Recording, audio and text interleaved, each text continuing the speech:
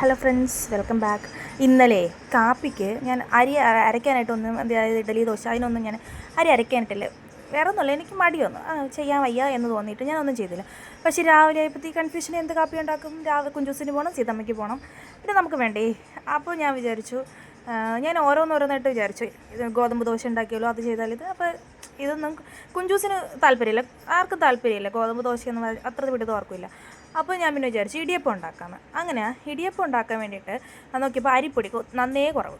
അപ്പോൾ ഞാൻ വിചാരിച്ചു കുറച്ച് റാഗിപ്പൊടിയും കൂടി ഇട്ട് ഇടിയപ്പം ഉണ്ടാക്കാമെന്നുകൊണ്ട് ഇട്ടു. പക്ഷേ അത് ചെയ്ത് വന്നപ്പോഴത്തേക്കും മാവ് ഒരുപാടങ്ങ് കൂടിപ്പോയി. അപ്പോൾ ഞാൻ വെച്ചു എന്തായിരുന്നാലും ഇരിക്കട്ടെ, വൈകുന്നേരം കൊഴുക്കട്ട ഉണ്ടാക്കാമെന്ന് പറഞ്ഞുകൊണ്ട് ഞാൻ എടുത്ത് വെച്ചു. അപ്പോൾ നോക്കിയപ്പോഴത്തേനും 2 പഴം ഉണ്ടായിരുന്നു കേട്ടോ.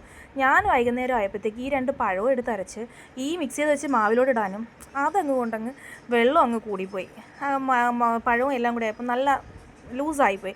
പിന്നെ എനിക്കൊന്നും ചെയ്യാൻ പറ്റില്ല. പിന്നെ ഞാൻ വിചാരിച്ചു എന്തായാലും അപ്പുറത്ത് വെളിയിൽ ചെന്ന് 2 ഇല മുറിച്ചുകൊണ്ട് വന്നിട്ട് ഇലയുടെ ആയിട്ട് അങ്ങ് ഉണ്ടാക്കാം.